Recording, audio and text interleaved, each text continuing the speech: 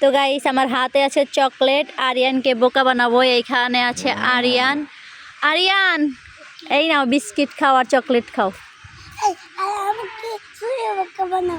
এটা কি চকলেট দেখতে পাচ্ছ না? এটা রাবার। এইটা রাবার। এই নাও বিস্কুট খাও। এটা রাখো। আচ্ছা ঠিক আছে দাও।